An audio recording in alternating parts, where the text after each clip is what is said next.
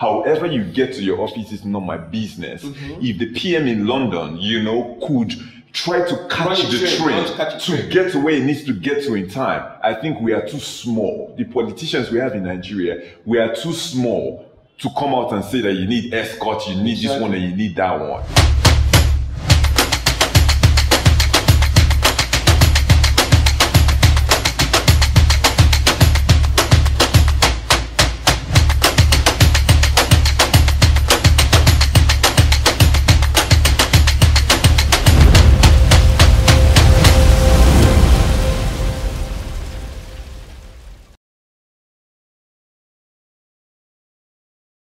Welcome to episode 15 of Reactions. My name is Mr. Sal. Joining me today is Enrokwa. Hello guys.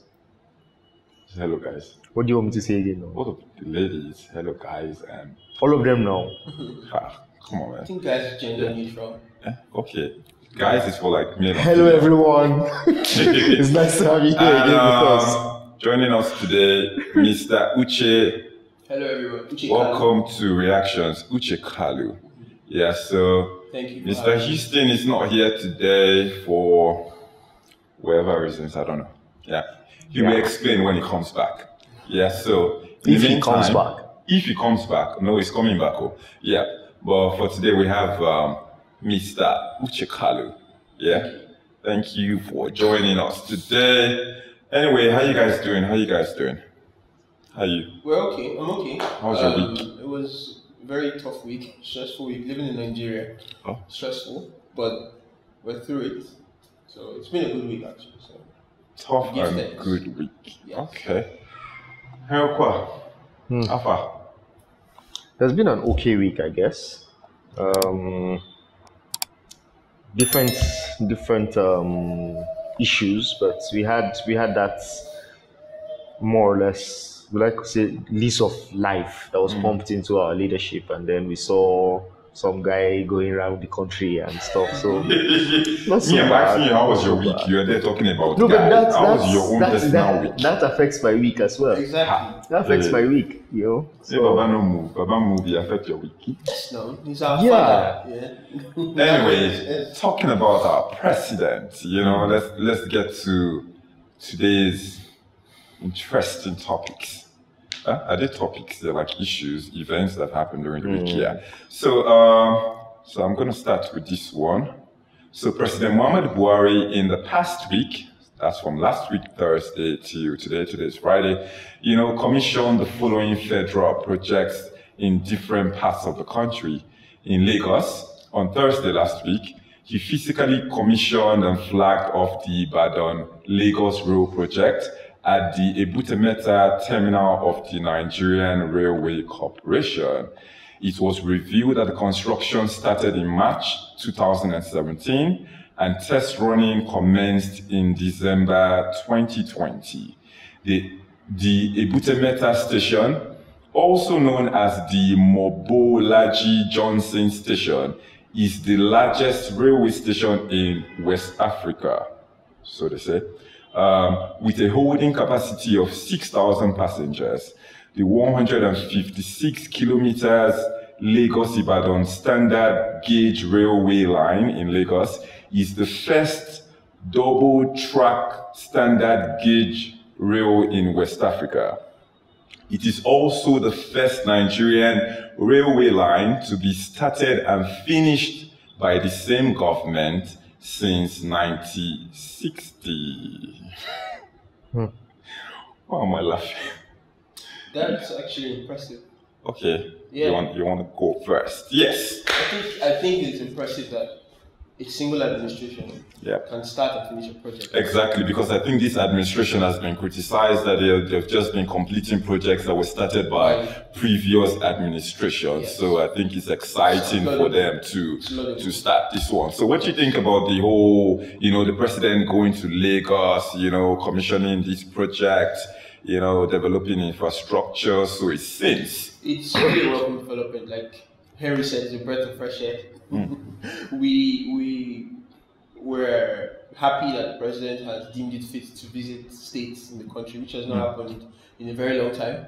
So this is something a lot of people have looked forward to, and a lot of people are happy that it's happening, and for good. The fact that he's going commissioning projects which he actually started and completed is another advantage to that too. It's a plus to this. Have you ever used any of the railway that Yes, I've been on the Abuja Kaduna Railway, and it's actually really good. It was, I don't know the current situation, but I took it back in 2018. Okay. And it was really good. Okay. Hirokwa. I like the sound of the first. Yes. The big holding capacity of 6,000 and The largest in West Africa. I like those kind of records. I also like the fact that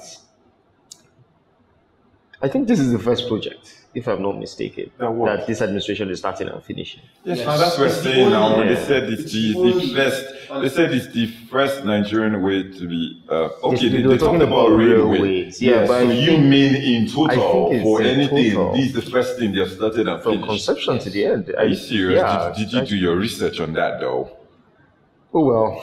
So I'm saying I think Okay, at this you point think. I'm saying Yeah, I so think, allegedly. and Yeah. it's good to see something actually be concluded or started and commissioned by this administration. There's been a lot of issues with infrastructure over the years. Yeah. Nigerian administrations have paid lip service basically to upgrading infrastructure in Nigeria and all of that. I think with respect to this, Buhari has done well. I see he's also very serious about the Maradi.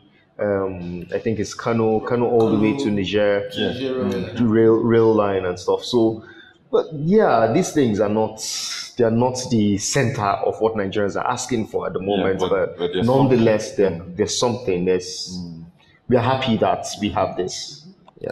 So like Mr. Uche said, they said we're happy to see the president moving around. Is it not supposed to be normal for our president to move about? It is, but it's become a novelty now to see our president. At all. We've Yeah. begged In fact, for media chats. I was going to wait for us to probably take on the next. Yeah, let's get to the next one first. Yeah. So still on the commissioning, or inauguration of projects. So on Tuesday this week, the president virtually flagged off the construction of the Nigeria Liquefied Natural Gas Train 7 project located in Bonny, Rivers State.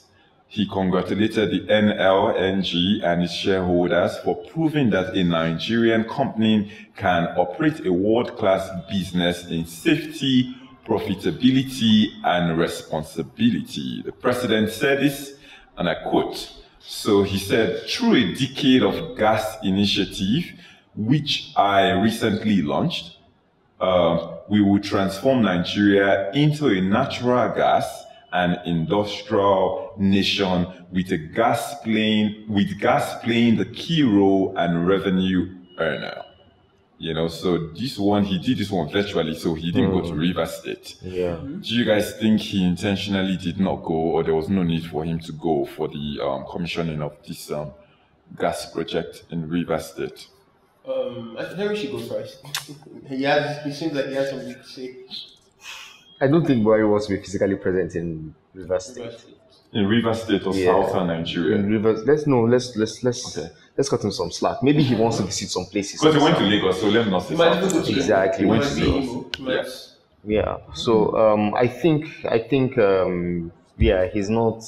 He's Why not very. do you think he doesn't want to be in Rivers State? I think What's in the Rivers last, State? in the last, there's the masquerade. There's the masquerade. There's the government house. In the last 1 month or so, the Rivers State governor has been very vocal in his criticism about the government. Yeah, In fact, even today at another commissioning that he held in Rivers State, he lambasted the administration. You understand? And I'm not even sure if the Rivers State governor was at this inauguration. The You understand? virtual one. Yeah, because the LNG is a NLNG is a federal government owned company. Yeah, You so this is a understand? federal project. Exactly. So I think it's just one of But those. do you think it should matter, like even if you don't like the governor of the state, It shouldn't, you yeah. should still do what you need to do. Exactly, it if you shouldn't, need to but- go there, you should still go there and do what you need to do. The government doesn't even need to come. The government can even put aside the nonsense and come and welcome. No, you I believe out that. I believe that if the president were Yeah. actually to land in Rivers State, Wike could have been you know, there. he'll definitely Yeah. go and welcome him. He has done it before. Even Yes. when Oshibanjo went, Yes. he went to receive the vice president. So Yes. I think it was probably to giving his what do they call it, itinerary. He was in Meduguri. Maiduguri visiting. You know, so probably that just couldn't enter his schedule and stuff. So Okay. But But it's what do still- you, what do it's you still think about good. the project, though? You Well, know, him talking I- about what's- trying to make gas, you know, play a key role and become a revenue generating source for us. Do you think that could help the economy in any way? No, definitely. Okay, so what this project is about is being able to not rely on pipelines and use rail to transport gas from where it's being sourced to where it's going to be taken up. Yeah. Either gas stations for electricity generation or for companies and whatnot that need them. You understand? So this, for one, improves the safety of. You saw, I think it was 2 days ago, yesterday, that a gas tanker exploded in Lagos and all we of that. reported that this morning. So it's some of these things that kind of project will look to solve. And then the extent to which we are wasting gas in Nigeria, if we have this and some other key components of that supply chain to support the will I call it gas business, liquefied gas business in Nigeria, I think our economy will benefit massively from that. Yeah. Okay. Mr. Uche, any reaction to that? In as much as I applaud the government for looking into gas production, generation, and use, I feel the world is moving away from petrochemicals, Yeah. so to speak. I think the world is moving towards renewable energy, from solar to electricity to wind and water. Yeah. I think Nigeria needs to look into renewable sources of energy because we have those in abundance. So our constant dependence on crude and its derivatives is almost phased out. I think we should start looking at alternatives. There are a lot of countries that have phased out the use of gas and crude oil. A lot of countries have put in processes to phase out the use of crude oil and its derivatives in 5 to 10 years. So I think Nigeria needs to get on that train. In as much as I applaud the government for making the most of our gas reserves, we should also look away from crude and its derivatives for revenue generation. Okay, so you think those alternatives are more profitable Not than profitable. what we have? Okay, for example, if we generate all the gas in the world, who are we selling it to? Because nobody's buying it. Exactly. Once nobody buys, you can sit on the largest gas or crude reserve in the world, and it's useless. Okay, makes sense. So did you agree with Henry that he didn't go to Rivers State because he's scared of the governor? No, I didn't say he's scared of the I don't government. think Buhari is scared of anybody. Honestly. I just think maybe, like he said, he might have a full itinerary. On the scale of preference, going to Rivers may not be as important. Okay, so he could do that one virtually. Exactly. Then on Thursday, we're off to Bornu. Exactly. Anyway, so on Thursday this week, President Muhammadu Buhari visited Maiduguri, the Borno state capital, where, among other scheduled activities for his visit, he inaugurated a 4,000 houses, which are part of the federal government's housing project, as well as some local projects executed by the state government. The president commissioned the first phase of the 10,000 houses, which, according to the state governor, he graciously approved and funded for the resettlement of internally displaced persons and refugees. The housing project in the state is said to be the largest federal government housing intervention cited in one state. So we have a lot of largest this week. We have the largest railway station in West Africa. West Africa. Now we have the largest federal government housing intervention cited in one state. Yeah. So what do you guys think about this one? The entire visit to Borno State, you know, the cheering crowd. Oh, I heard the crowd was hired.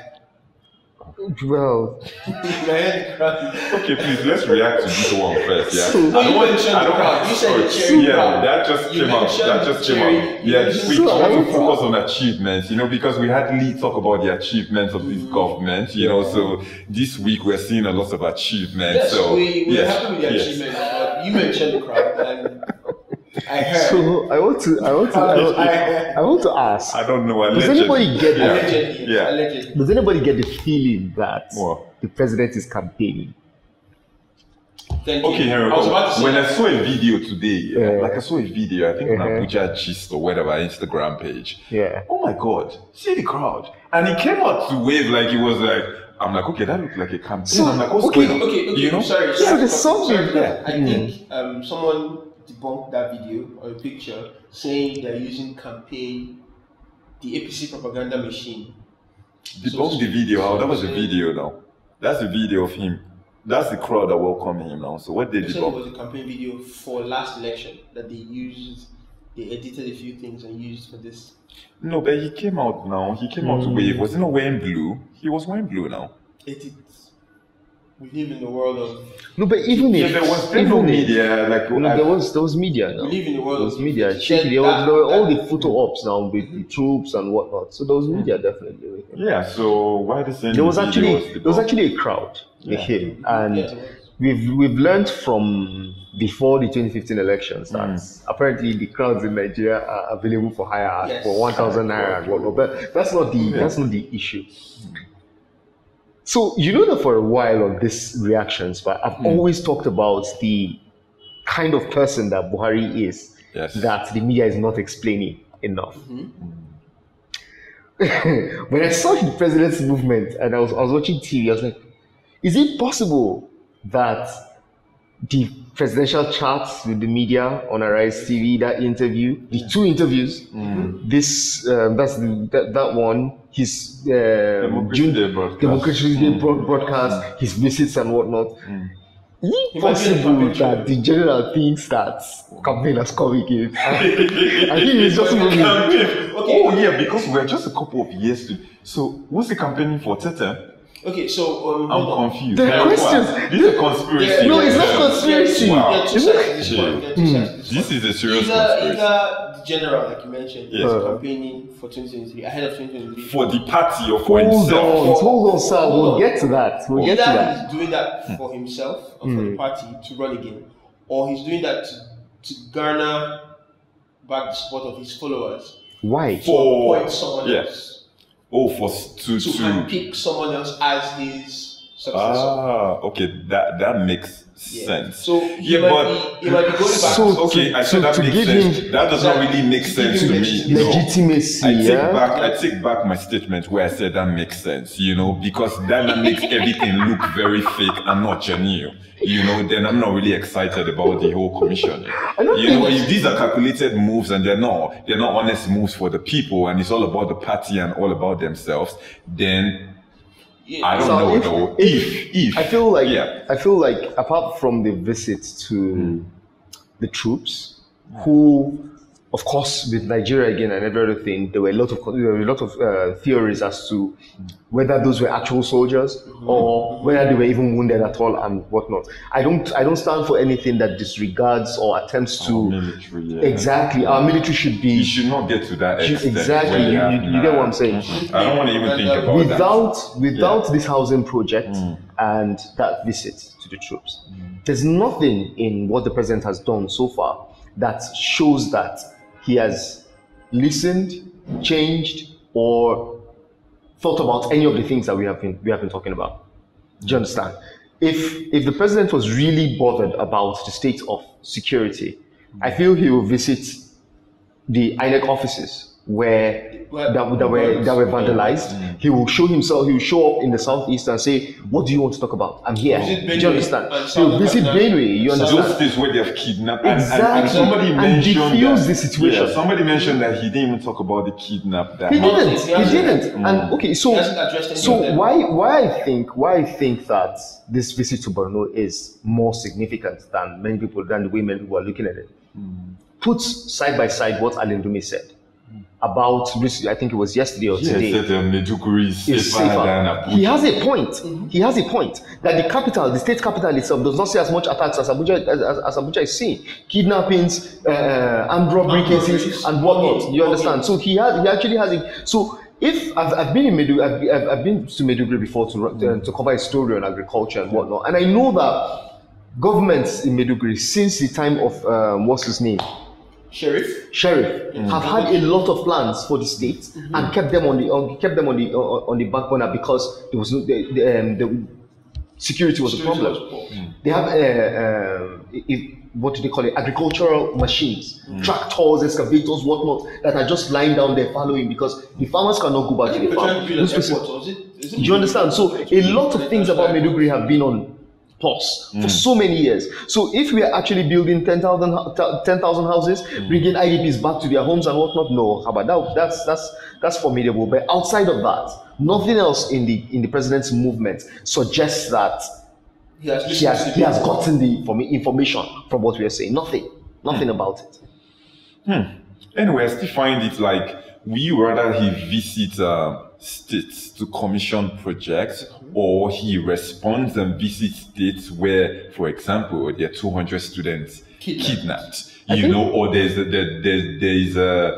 a massacre that's killed 120 or how many people. So at the end of the day, what do we find more valuable? We have to look at this. What are you responding to? Do you respond more to infrastructure? Because if the people are dead, who's going to use the train? Exactly. If the people are dead, who's going to stay in the houses? Exactly. This is why his commissions and visits have gone significantly under the radar, and they've not been applauded by Nigerians because even though it's good, it's not what we expect. It's not what we need at this time. Exactly. It's like picking and choosing. Exactly. It's good that you're commissioning projects, but this is not what the country needs. Yeah, what if people cannot even pay for the rail? Exactly. People are complaining there's no money. Food inflation is at 200%. Really. Prices of food have skyrocketed in the last 4 months. Anyway, I'm just gonna fingers crossed for the president. Hopefully his heart is sincere. Hopefully he's doing the right thing. No. Hopefully he's not seeking a third term or trying to hand over anybody to us. You see the way we've just what's the word, glossed over that part that the Baba is probably campaigning. Yeah. I don't think we have to give him the benefits of the doubt. Although something just clicked in my head right now. I remember when he made a statement recently to say that the party is doing everything to make sure that they remain in power. So when you look at these moves right now, you have to ask yourself, is this part of the everything that you talk about? Are these part of the everything you talked about? Because there are going to be moves, there's going to be action that you're going to take. So are these part of the actions that you are taking to make sure that you guys remain in power? I think he has worked himself into that kind of situation by his own doing, by his own machinations. If he actually led from the front, if whenever there was a crisis in one state or the other, he jumped into action and had something done, people will not debate his traveling around the country this much. But he has created the environment for everything that he does to be scrutinized, do you understand? Even beyond what he can even think of. You get it is possible that the old man is not thinking about a third term, but everything right now looks like somebody who is campaigning. Maybe the people around him are thinking of a third term, and they have pushed him to go on all these moves right now. It's very possible. So we don't know what's going on. We'll have to wait and see, I guess. We'll have to wait and see. Anyway, so let's move on. So the founder of Concern Nigerians, Deji Adeyanju, wrote on Tuesday on Facebook, and I quote. So he said, Nigeria is broke, going down economically daily. We can no longer afford the expensive lifestyle our politicians and civil servants. So he says, sell off all official cars now and let those who cannot go to work in their personal cars resign. Act now to save the country. So that's what Deji wrote on Facebook. I saw that, so I grabbed that immediately. So in what sounded like a response, the Director General of the Budget Office of the Federation, Ben Akabweze in Abuja, on the same Tuesday at the launch of the Nigerian Development Update by the World Bank, argued that cutting the budgets of the National Assembly, Presidency, federal government agencies, others will not save the country any reasonable, useful, or impactful funds. So this is what he said. I'm going to read you the quote here. So he said, when people say drop cost, look at the cost profile of the federal government, for instance. What do you want to drop? So he's saying right now, when you look at the federal government, there's nothing you have to drop in terms of costing. So he goes on to say, some people have said that we pay the legislature too much. Let us concede that. Let's consider that that is the case. The total budget of the National Assembly is 128 billion for last year. Yeah, for this year. If I make that zero, this year we have a 13.6 trillion naira budget. So 128 billion is less than 1% of the budget. So he's saying right now that how does that move the needle? So that does not change anything. So he says also the overhead budget for all federal government agencies this year was 425 billion, which is often not funded. So he says, if I make that zero, what does it do? So he goes on to say again, if you think the public service is bloated, it is not true. If you take the total number of public servants relative to our population size, it is not much. Public service wages are very low. So these are two dissenting opinions. One says cut cost by throwing all these allowances and whatnot. What's the title? National. What's the name of his office? So he's the Director General of the Budget Office of the Federation. I think he's not being sincere. How so? Because, everybody knows the Nigerian executive and the legislature is one of the most expensive in the world. Running our legislature is one of the most, I think, top three. Yeah, but he has said remove that money. Okay, that's why I say he's not being sincere. That's why I say he's not Excuse being me. Buhari came out on Monday, if I remember correctly, to say the country doesn't have enough funds to improve our education system, education sector. Buhari said that. Now, if going by his logic, he says removing money from so place won't change anything. It would go somewhere. The way budgeting works is this, from experience. The way budgeting works is this: if you have a list of things you want to do, you form a scale of preference. Like, for example, you want to fund your military, you want to fund infrastructure, you're running your legislature. If the cost of legislature is drastically reduced and put into education, there will be significant change. It's not about spending your entire budget, it's about funding it to a point where it becomes workable. You don't have to, if you allocate 1 trillion naira for improving education, and you don't have 1 trillion naira, but you have 1 billion. 1 billion is better than nothing. That's why I insist that the budget chairman is not sincere. If our legislature reduces their spending, it goes somewhere else. It doesn't sit there in the national coffers. It doesn't sit there. It doesn't sit falling. It goes somewhere else. It goes into improving another sector. We don't need to pay our senators or our House of Rep members that much money to do their jobs. In fact, I think they're overpaid. I think they're overcompensated for doing next to nothing. I think we should reduce, personally, I've always insisted that we reduce the number of House of Rep members we send to the House. Abuja. Yes, we should. It is imperative that each state produces just 1 House of Rep member and 1 senator. It is imperative for the betterment of this country to reduce the spending of the legislature. I want to ask a question though, so I think it's one thing for you to remove the cost of the National Assembly and whatnot, but if we're still dealing with corrupt people or insincere people, in my opinion, nothing is going to change, because I believe whatever education gets right now, I think if that money is judiciously used, sincerely used, I think we will see some impact. I believe that if the health sector, whatever is given to them in terms of budget right now, be it 10 billion, 20 billion, or whatever billion, and that money is really utilized, you use it well to do what you're supposed to do.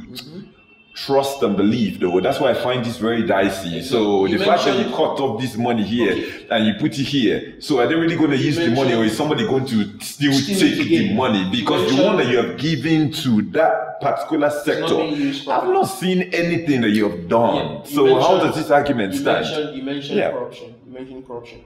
If the office of a senator or the office of a House of Rep member is, if the payments or salaries or allowances accrued to them are reduced drastically to make it seem not juicy to a thief or a corrupt man, he won't run for office.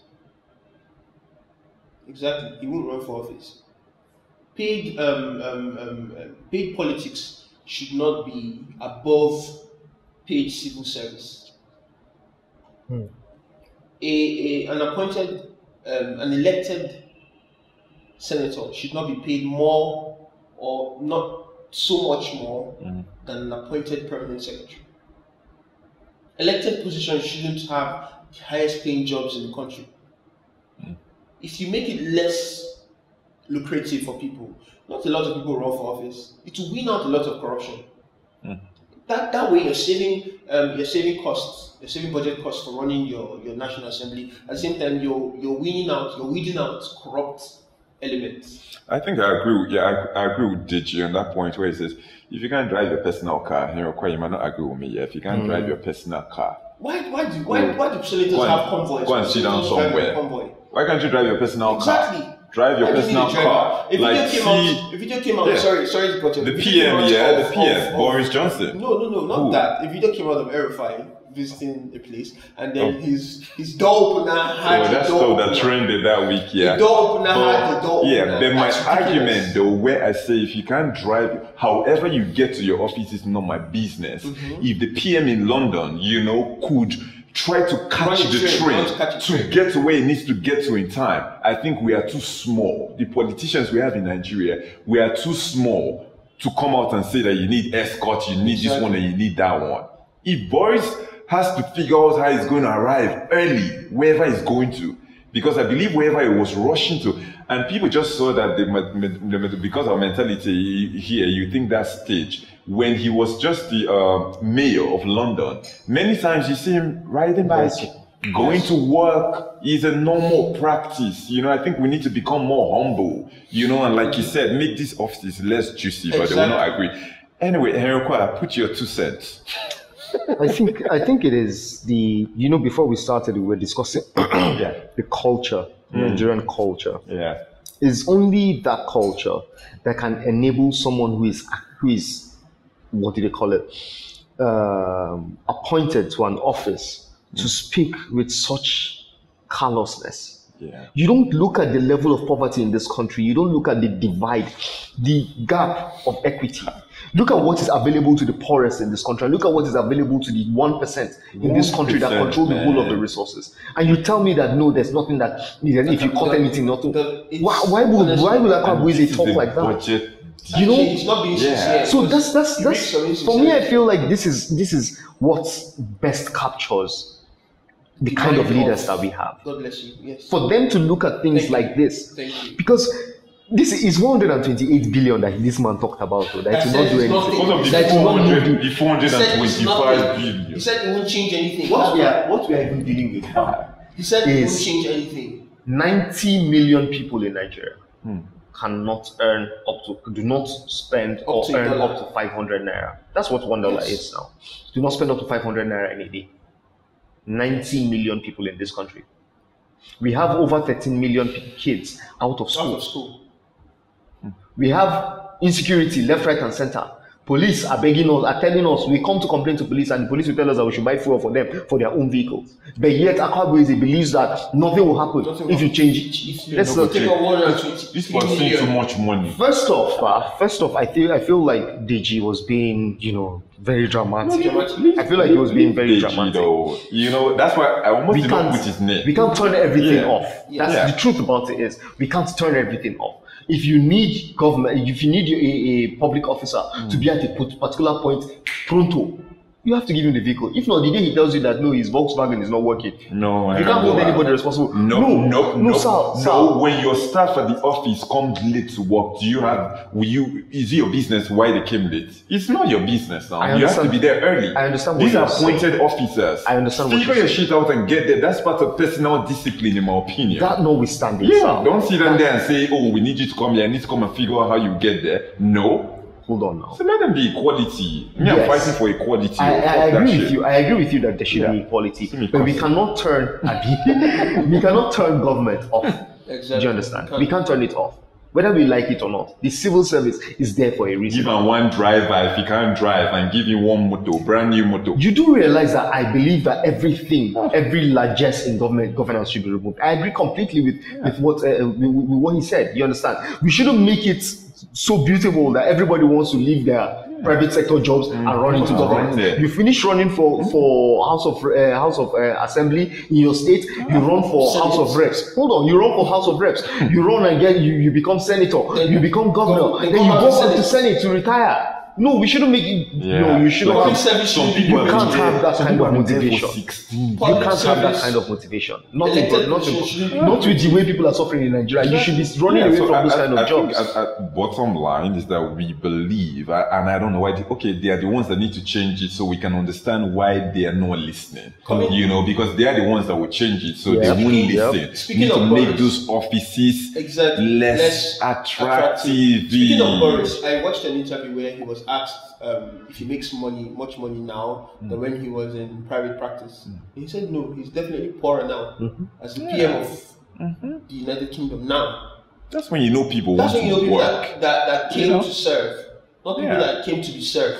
This type now, if this Akabueze, for example, if somebody slaps him, you saw what happened with Macron, where he went to south of France and got slapped. This type of person that is talking now, if somebody he's appointed though, he's working on behalf of the people though. If somebody slaps this one, and that person will be obliterated. Are you kidding Yes. me? That's basically what it means. Especially No, Because all the poor people are not seen. To this type of leaders, they are not seen. imagine They're saying not seen. 128 trillion would not make a dent.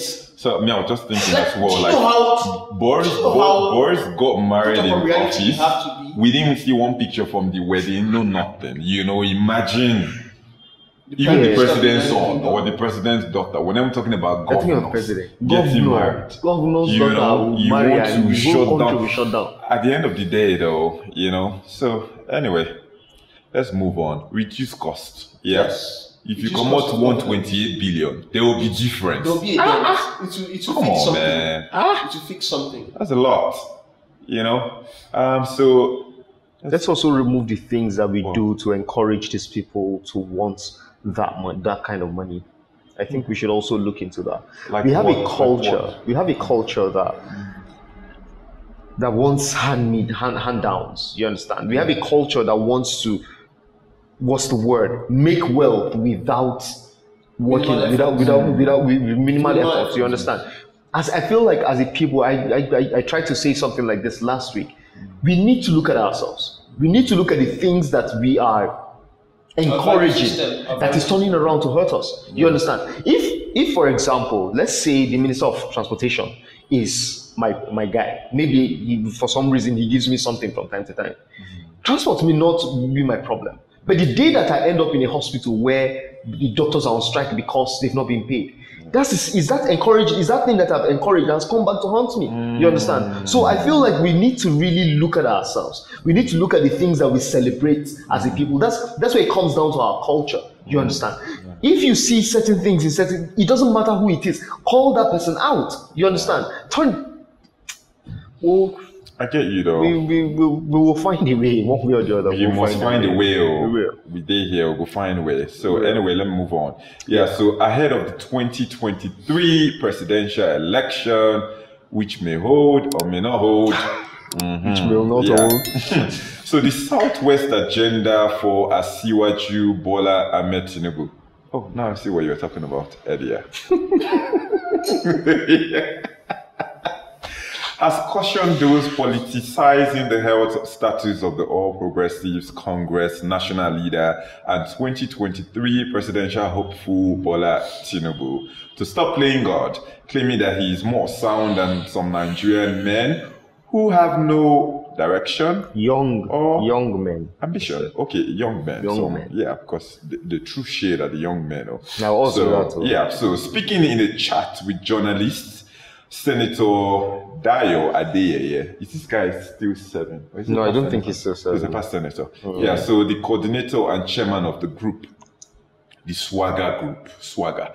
So he said this, I'm just going to read everything he said. So Asiwaju's issue is not strange to him.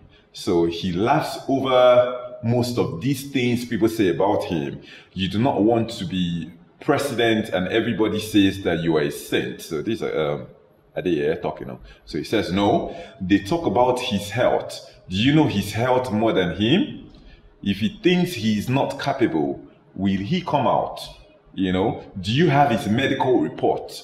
I don't know what the young people said about Tinubu that caused this stuff. Yeah. Do you know what happened? It's not what people said, it's what people have seen. Okay, was there something that happened? I don't know. That was he responding to something? Is it the picture on Instagram where it was at the airport? Yeah, there was a picture that people were being commenting. flown out for medical checkup and he was looking frail. No, there's one where he just came back. So which one is that picture where he flew out?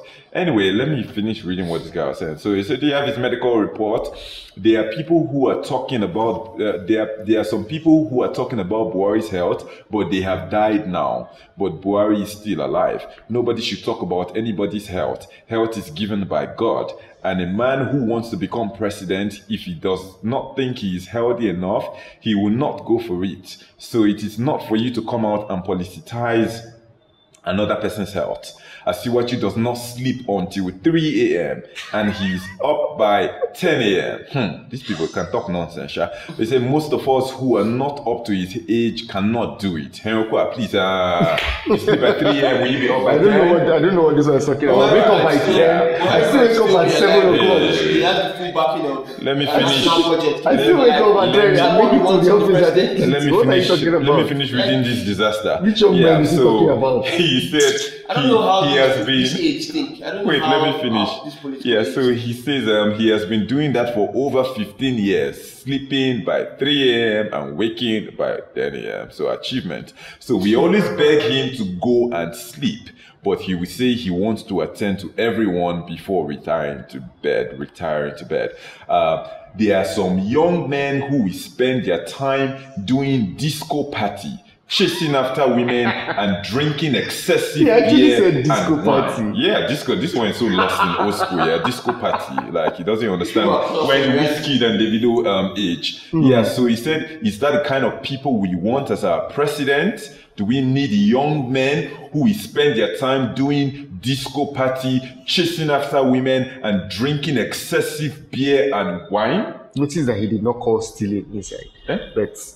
No Please, problem. He did not talk about bullion banks. People running drinking wine. Oh my God! Oh Yes. please! Oh, So, you guys react. Is that what we're looking for in a First leader? off, I want to come for Adeyeye. All right, Yes. please. We should. Adeyeye is looking for the governorship ticket in Ekiti State at one point or the other. Okay. That's how he landed in the APC. Before now, he was one of the people that used to castigate Asiwaju. Yes. So he shouldn't come and even attempt to. We know that he's trying to sing for his bread, so he'll be fine. Do you understand? That is one. Secondly, Yeah. I think as a country, we are tired of paying medical bills. We pay for Yar'Adua, we are paying for Buhari, we don't want to pay for Tinubu. We don't. We don't think care that we need to whether pay he's for. strong or not. Yeah. Let him take his strength somewhere else. Yes. 3 a.m. That is called- We are not looking for night crawler president. We're not looking Let for him like go somewhere else, disobedience. please. I think we are done with a particular group of people. And I feel like we the people are sleeping too much.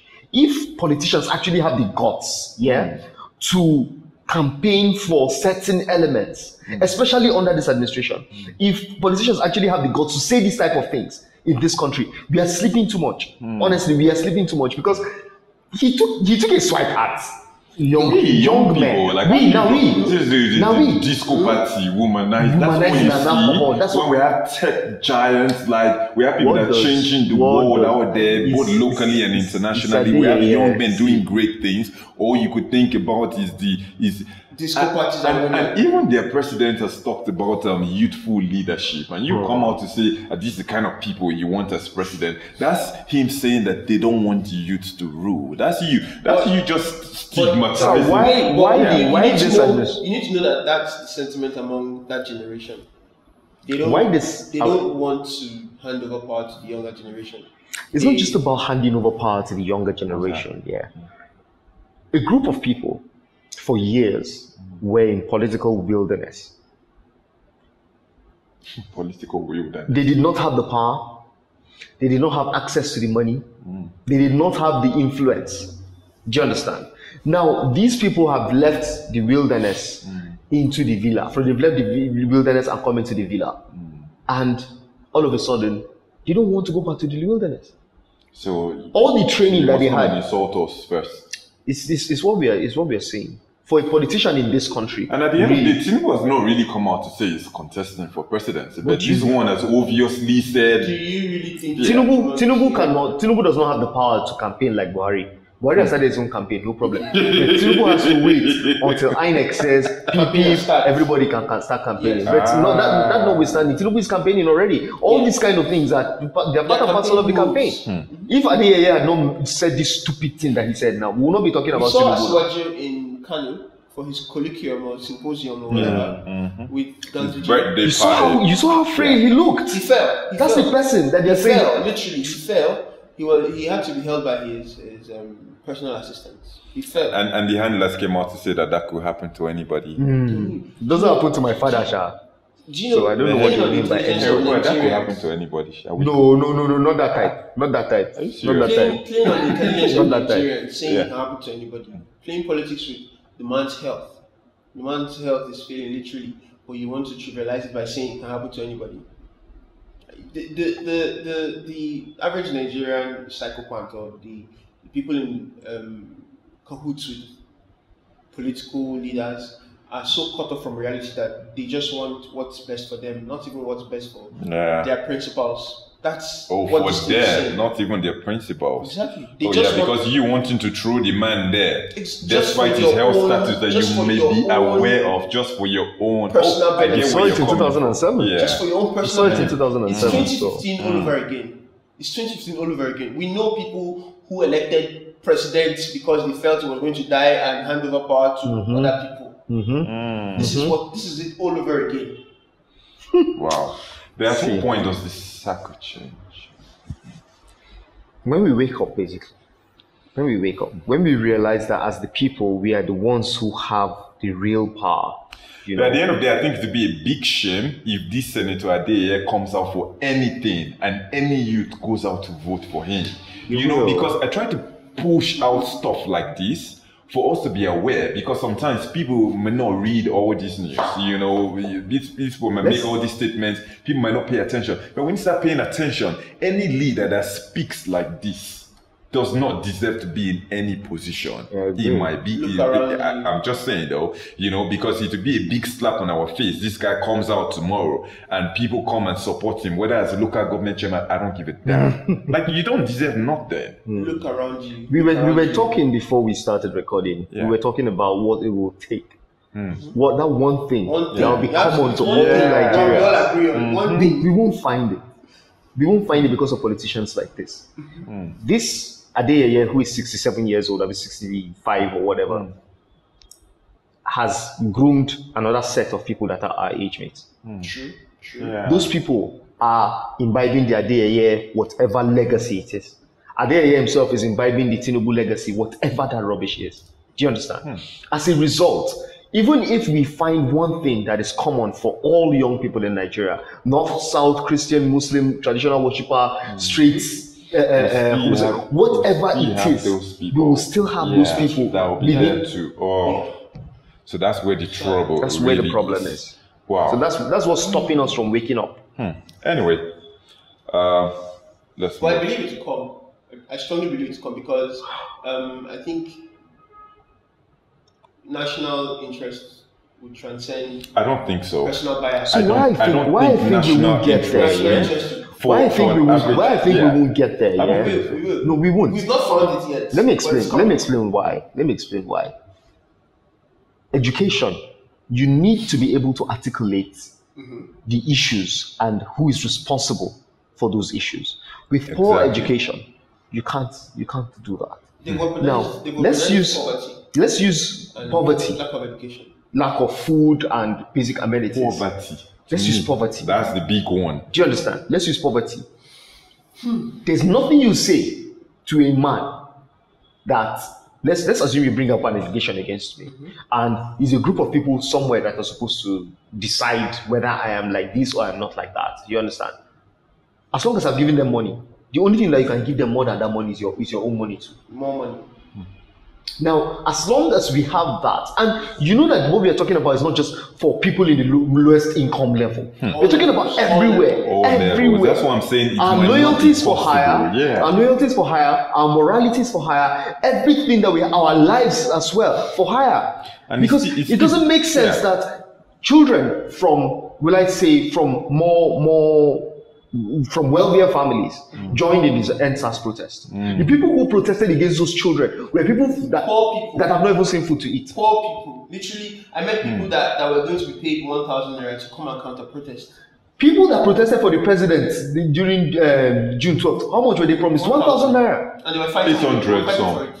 They were fighting amongst themselves. To get They Anyway. came out, they wore the shirt. So how will we bring those people back? I get you though. How? You know, because that poverty thing, and when we say poverty, it's not poverty. Poverty on the different levels I'll of tell you. wherever is poverty to I'll tell you, yes, anybody. exactly. Exactly. You know. Anyway, let's move on from this one. So, Primate Elijah. What's Primate? It's a rank in the Catholic Church. Oh, it's a Catholic church stuff. Oh. So Primate Elijah Ayodele on Wednesday warned the Muslim rights concern, that's Murik, to never again compare President Muhammadu Buhari to Jesus Christ. Jesus, if you don't know, Jesus Christ is the son of Almighty God. But I believe that was Some people might not know though. Yeah, believe that was so uncalled so he was reacting to some disgusting comments, in my opinion. Those are very disgusting comments where the director of Murik, this guy's a Professor Ishak Akintola, compared the June 12 Democracy Day protesters to the ungrateful 9 lepers Jesus healed in the Holy Bible that never returned to give him thanks, while likening the president to Jesus, who the protesters were ungrateful to, despite honoring late MKO Abiola with the recognition of June 12 as the new Democracy Day. So reacting, Primate Ayodele described the comparison as a blasphemy and accused the Islamic group of trying to cause a religious crisis in the country. So while I want you guys to react to this nonsense that came out from the mouth of the Murik director, I still want us to look. Last week we were talking after the episode. Is it after or before the episode? Let's look at the role of religious bodies or religious leaders in politics in Nigeria. Yeah, because this one was too much, man. Yeah. Two things. I'm going to say this, and I want to be on record. Yes. Professor Akintola, that's his name. Yeah, Murik Ishak. chairman. Yes. Over the last 4 years, he has never said anything reasonable. All his press releases have always been on the wrong side of morality, wrong side of common sense, wrong side of anything that stands to profit the people of Nigeria. In this case, even wrong side of his own religion. Yes. Because all prophets are sacred in Islam. Yes. Jesus Christ is a prophet Christ. as far as the Quran is Yeah, concerned. yeah. So this was just stupid. So very I stupid. go on record and say he hasn't said anything reasonable in all his press releases. That's one. Two, people have been killed for much less. Do you know? Oh, Do you know? People have been killed for much less. yeah. So I would Especially, really be careful. especially when it concerns Islam. Exactly. Yeah. Exactly. Mm-hmm. We know riots that have been started in Kano and Jos because of what cartoonists in France did. A haircut Exactly. cost wahala in Kano. So we need to be careful when treading these terrains in Nigeria. If Christians were as volatile or as reactive as Muslims were in this country, I'm sure there would have been an outbreak of violence somewhere in the country because of this statement. But because some people think they have the monopoly of violence, they think they can go away with certain statements. So I think the Murik chairman should retract those words. I really think he should retract those words and apologize to the Christian community. They asked him to apologize. He didn't apologize, so apology is not coming. There is no Christian preacher or person or spokesperson that would ever compare anybody living or dead We're to not going to Prophet dare. Muhammad. Nobody's going to dare. Nobody's going to do that. Like, nobody's Because going to dare that. We accord Prophet Muhammad with the same respect we accord Jesus Christ. So I don't see why the professor would disrespect Jesus Christ. And the he's way a he did. prof, no matter what you're a prof of, a prof is supposed to have a certain level of intelligence. Exactly.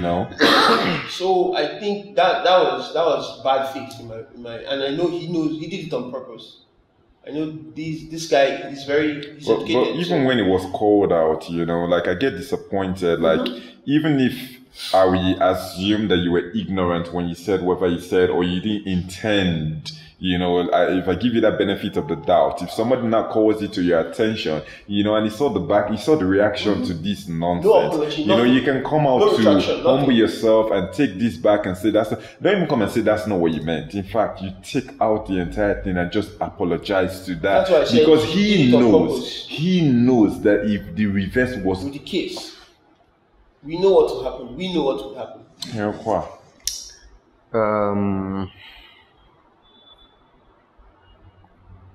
Ishaq Akintola is disgraceful, and the reason I would say that is he has more or less placed Buhari in the league of prophets. My God. That is blasphemous even in Islam. Yes, Do you understand? even in Islam. Oh, Now you wow. finish saying that, and you're called. You're called out on what you have said. You've seen the backlash. Yeah. You cannot take it back.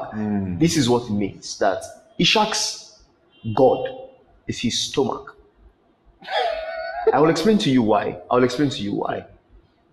Ishaq believes that Buhari is in the league of prophets. I'm not even going to mention the name of. I'm not going to mention anyone side by side. But Ishaq has equated Buhari to prophets, even for him as, what do they call it? Now, for you to get to that level, to place ordinary man, mortal man on that level, it means that you are trying to sing for your bread. His God is his stomach. It is because of it. How can you tell me that despite everything that's happened in Nigeria, Southwest as well, even in recent times, that they should be satisfied that you give June 12 to MK Abiola? Did you return the mandate?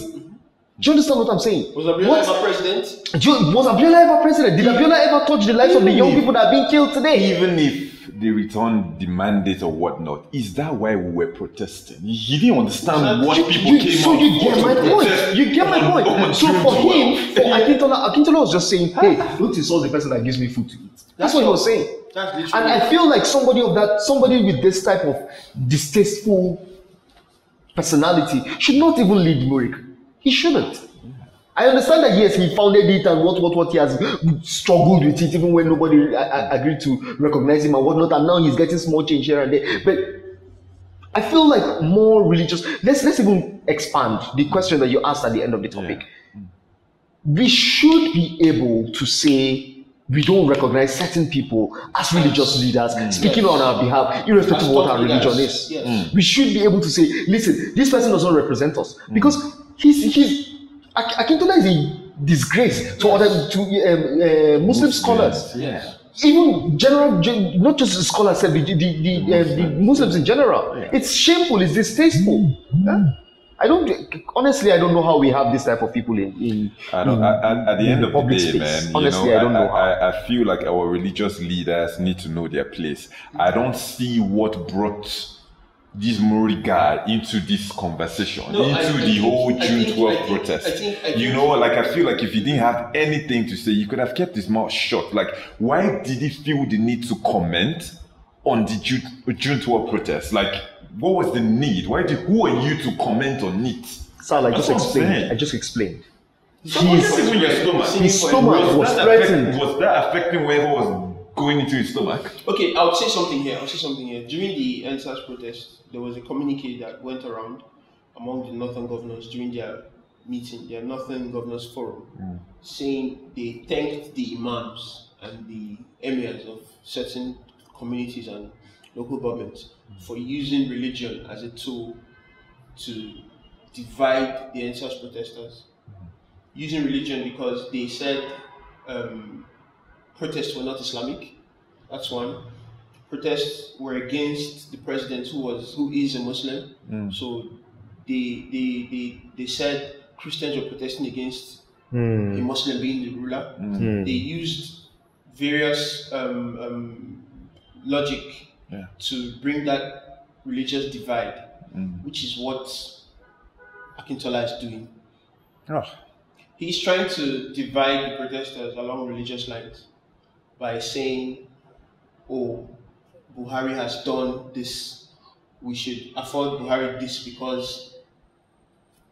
And we are behaving like the people in the Bible, because it's meaning that the protesters are Christians, which are behaving like the other people in the Bible that were not grateful to Jesus Christ. I pray that leprosy will not befall Akintola. It's the same script. I pray. I pray it shall not befall him. I really pray. Because I think that then he will understand what it means. Yeah, because in as much as we want to laugh over this was not funny at all. You don't joke with people's religion. Just leave people's religion out of whatever. People that didn't find your trouble. These people know that easily divided between two lines, religious and tribal lines, and they use the tool so well.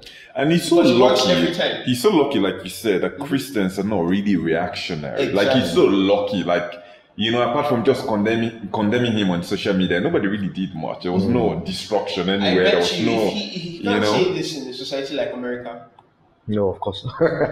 They gonna come for him, man. Now our leaders need to. Our religious leaders, They have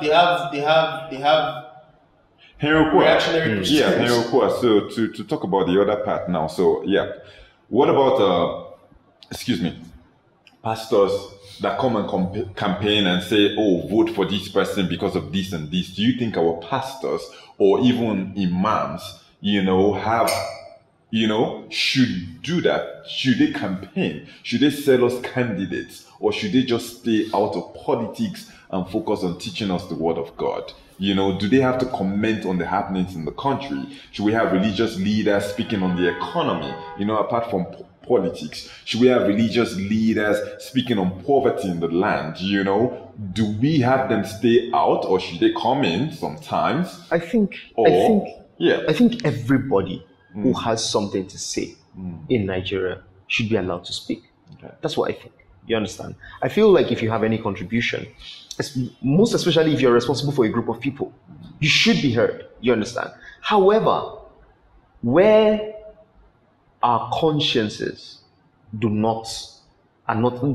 we don't have an active conscience, where a leader, we like a spiritual leader now, has lined his pocket or account with hard currency and comes out to say one thing or the other. I think that's where the problem is. You understand? Where we don't have genuine shepherds across both sides, whether Christian, whether Muslim, even traditional rulers, traditional worshippers. We don't have genuine, and it's where that divide is. When they're sharing the loot, they're all together. Whether you're wearing the kasoko or you're wearing the jalabia with the jumper trousers or whatever, when they're sharing, they're together. It is when that sharing is threatened, that's when they come out and start saying rubbish. I also feel like the responsibility placed on our religious leaders should not stop at their commenting. It should not stop at the leadership of whatever their congregation is constituted of. It should go beyond that. They should be accountable as well to their people. See, our culture tells you that whoever is on top is not questionable. And the only place that we have seen that entrenched is in our religious places of worship. You understand? The imam is infallible. The pastor is infallible. Oh no, because he conducted miracle means that he's no longer human. Are you well? Are you well? Yeah. These are the same people. They are still cut out of the Nigerian club. They will respond to bribes.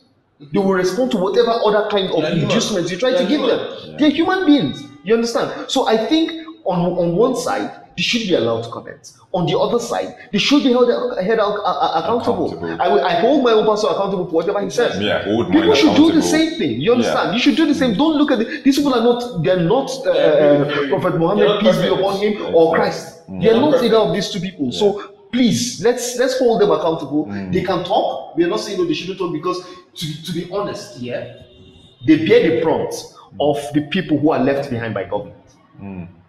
Our mosques are the places where when people donate, they gather and then they share to families. You understand? Churches as well, the same thing happens. The same thing happens. So whether the government likes it or not, these people have a stake. They are representing so number of people. You understand? And they're taking responsibility for these people as well to a very large extent. You understand? So yes, the religious leaders must speak up, and I wish that for once they will speak up for truth. I wish for once they will speak up for truth. But that's not the case. So I think they need to speak up for truth. You know, to me, I feel like if they're not going to speak up for truth, just shut up, to be honest. Like, don't speak. If you're not going to be sincere. So if you're taking care of your stomach somewhere, take care of it, yeah, but don't come and manipulate the people. That's where I'm going to frown at them, you know. So if you're not going to be honest and do this work of God, please keep quiet. Yeah. And keep feeding your stomach from wherever it's being fed. Yeah. Anyway, let's get our final topic for today. So during the June 12th Democracy Day protests last Saturday, there were reports from Abuja, Lagos, and other parts of the country where the peaceful protesters were being attacked by men of the Nigeria police force for simply marching to exercise their constitutional right. So the protesters, among other demands, were calling for the resignation of President Muhammadu Buhari for his incompetency to manage the country effectively. There were several footages, both on the social media and even on live TV, of some of these attacks, which the police later denied. Yeah, they said they didn't attack anybody and they threw tear gas because the people were violent. Anyway, I'm not putting energy on that.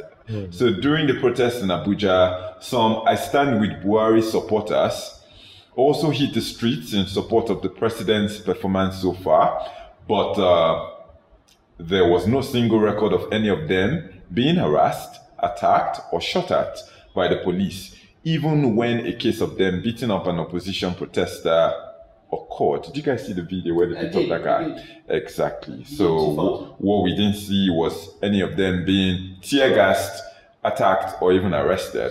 So I'd like you guys to react to the June 12th protest. Then I want us to look at the role of the police force. You know, the whole police structure in Nigeria, I don't seem to understand it anymore. I don't know how we can change the system to make it an independent body, because just like INEC, I think the police needs to be independent. You're not supposed to be on anybody's side. In my opinion, you're supposed to be on the side of the people. You're not supposed to be on the side of the government. But looking at the entire structure, when the police IG is being appointed politically, I'm thinking maybe some of these heads, like the chief of army staff or the security chiefs, they should no longer be political appointments. Even for INEC. I don't know whether you guys are reasoning with me, because I feel like this might check the system. Because if you do it like some of these, I don't know which organization in Nigeria is the head not really politically appointed, because normally you grow and grow and grow. Well, why can't we have the most senior at that point in time? Okay. Wherever it is, you become the IG. Yeah, okay, the most senior at that point in time. that's what it's supposed to be.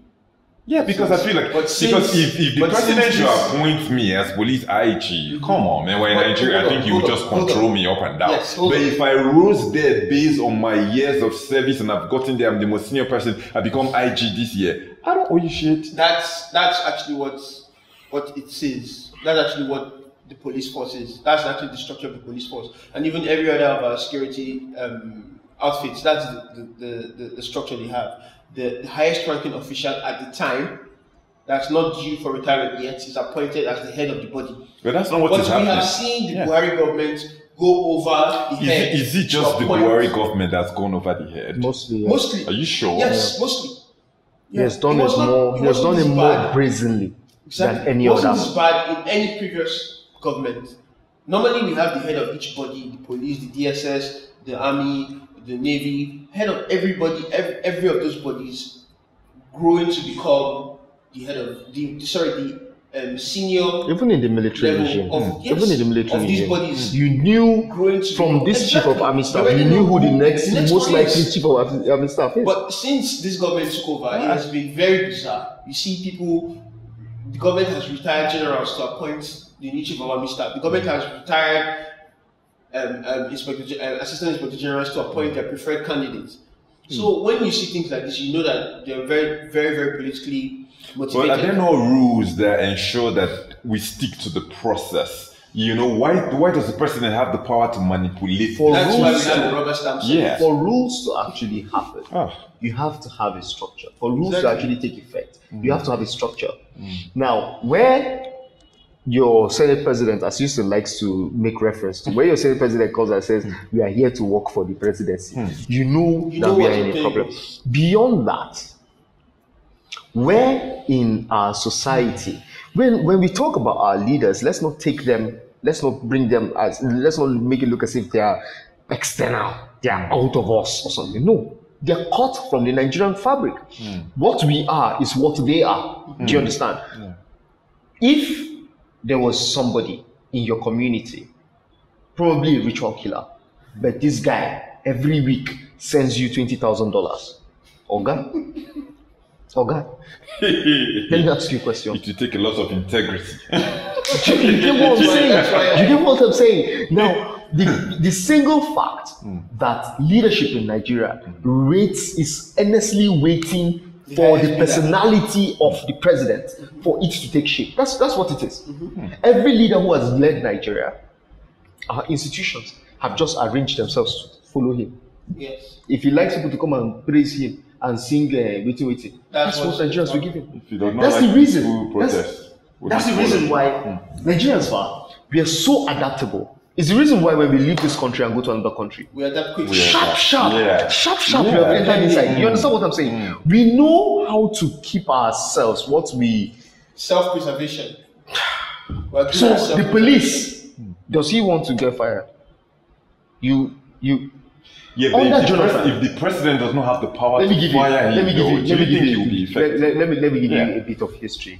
2012, we did the Occupy Nigeria protest. Yes. Policemen joined us at some point. Yes. Policemen joined us at some point to protest. They can't dare it today. If they try it today, they are gone. Pressure. But what if the IG is in support? They will not be gone. Now. What IG? That's what I'm saying. Oga Senate President number 3 person is working for the president. IG, who is IG? That's why they will remove him and put one vigilante head there. You better not play with his life. That's why we need structures. We don't need stronger that's what I'm saying. Like we need stronger where you cannot interfere in us, so we can exercise to our maximum without you coming to interfere. You know what homeland is in Nigeria? What? The president. Oh God. I'm serious. I'm not joking. That's the reason why DSS can pick somebody who has criticized a governor or criticizing the president and hide the person, and the person's family will be looking for him up to now. They've not found him. That's the reason why Homeland is that guy. Because he's the bread, he's the butter, he's the jam and the tea. Wow. The alpha and omega. No, when you know that you have no chance leading this organization, and somebody comes and he's telling people outside there is merit, but he picks you up from where you are and says, You not worship that person more than God. Man, Henry, like, we need to like really restructure the system though. However we go about it, It's beyond. I think the way Nigerians are made, you know, we can't run the kind of system we have. We're not self-disciplined people. You know, looking at even traffic, looking at traffic lights and whatnot. If road safety car is not parked there, I'm telling you, but nobody is obeying. So there needs to be serious checks in every organization. Help people not to be corrupt. Help people to have integrity. Help people to do the right things. Because leaving us on our own, we will not do the right thing. The problem now is that the person that will bring the system in Madoncho. Do you understand? Now, even if you try to push everything and say you want to go to court to get justice or enforce a law, I'll court for strike for how long? Forget even the strike. You see people who have cases with EFCC still occupying government offices. So what are we talking about? There's no hope. Our next topic is, to be honest, the sitting senator. To be honest, he received salaries while in Kuje prison. Sir, to be honest, for Nigeria, there's no hope. Nobody is coming to save us. If we do not wake up and start to fix things by ourselves, nobody's coming to save us. And we'll all get our share. That's the truth about it. We'll get our share. One way or the other, we'll get our share. So those people who think that you never reach me yet, now we get power. Waiting. Everybody. You believe there's hope? Like, what kind of hope? I do. I believe we are on our way to restructuring. We're on our way to confederacy. I really believe we're on our way to confederacy. And it's obviously going to get worse before it gets better. Nigerians are getting to... How worse can it be? What's going on? As worse as possible, as worse as necessary. Because obviously we've not gotten to our breaking point yet. That's why Nigerians haven't cried out. This one is not breaking point. No, it's not. It's not. If you start in Nigeria, if it was breaking point, they wouldn't have found the 3 people that they found protesting on June 12th in Abuja now. Exactly. It wouldn't have been 3 people. Exactly. The whole country would have come out. Do you understand? We almost reached our breaking point when they increased the price of fuel in 2012. Christians and Muslims, when Muslims pray, we formed a ring around them on Friday. When we were praying, they formed a ring around us. During NSAS. People were sharing food. Sir, you bring your food, you will share, my brother, take it, everybody. We didn't see there was a time like that in Nigeria. Today, it's not possible. It's not possible. So I believe we've not gotten to a break. When we get there, and we break, then the dialogue of confederation will actually, and restructuring will actually begin in earnest. We're not ready yet. When Nigerians are ready, we would know. You would know, Mr. Sam. Wow. Anyway, we've come to the end of today's episode. Do you guys have anything to add? Yeah. Okay, well, I think I'm going to continue pushing this agenda. Yes. And I want young people out there to continue to probe and ask questions. Do you understand? Whether it's a news headline you see, whether it is someone's point of view, whether it is our points of view here, engage with us. Do you understand? Why we have gotten to a point where it looks like we are on the brink and all of that, because we've stopped talking. We've stopped talking to each other. We only insult ourselves and move away. Do you understand? You abuse me, I'm invoking hate speech law, one thing or the other. No, listen. We can actually put aside our differences and discuss issues for the betterment of our own lives and the lives of the people that are coming behind us. We cannot continue to imbibe the culture that the older generation have given to us. You know yourselves. You know you have friends from all walks of life, from all religions and whatnot. Why make these people cease to be human beings because of one politician has said one thing or the other? Let's ask ourselves, if there's something that I can gain from you, why shouldn't I come to you, engage you, and say, okay, please, I need so and so thing. Do you understand? We have to look out for each other. That's one. We also have to try as much as possible to hold ourselves to the highest standards possible. Yeah. I understand that it's tough. It's Nigeria. You need to bribe one person. No, but please, let's try and do it better. At least maybe one act a day, Seth. I don't even know how it will work for you, but maybe one act a day. Let's see where that takes us. Wow. Anyway, thank you guys for watching. Thank you guys for being here. Thank you, Mr. Uche, for coming in on the last minute. Yeah, Henry Okwa, as always. Please like this video, subscribe to Page 36 TV on YouTube, share, click the notification button, comment as well, share your opinions with us, and we'll see you guys next week. Goodbye. Au revoir.